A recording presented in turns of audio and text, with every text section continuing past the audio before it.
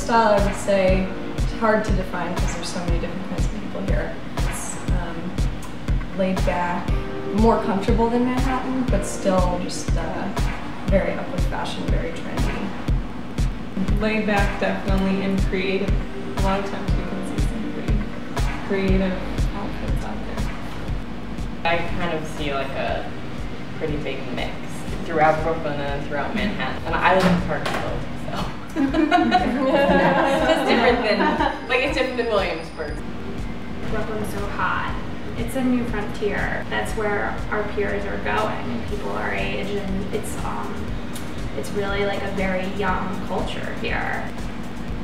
It's like this is where the creating happens. I mean, I do think that that's a lot to do with the rent. And, like I've thought about moving my studio to Manhattan, and I'm like, well, it's gonna be really small, smaller, and way more expensive. I'm like, never mind. Yeah, and the energy in Brooklyn is just great.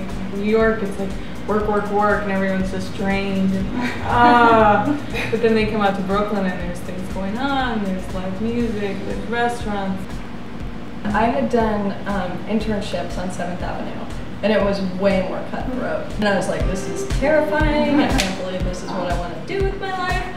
But yeah, once I've, like meeting other independent designers and working in Brooklyn, I felt that everybody just wants to help each other out.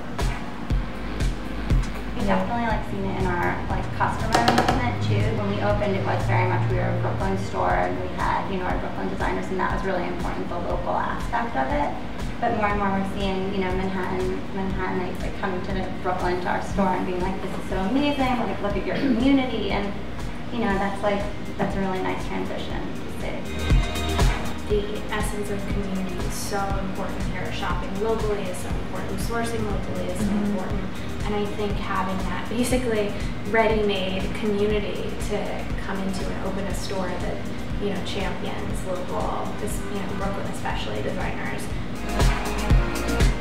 In my experience, there's been a lot of cross-pollination of the different art worlds, and you end up working with people that you wouldn't necessarily be working with just because everyone is kind of so supportive of each other, doing creative things.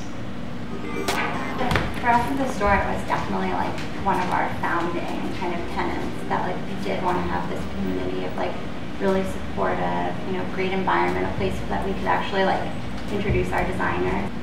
Like that's the fun part of our job, is to get to like meet all these like truly talented, like great designers and jewelry artists and just what have you. It's like a really fun part for us.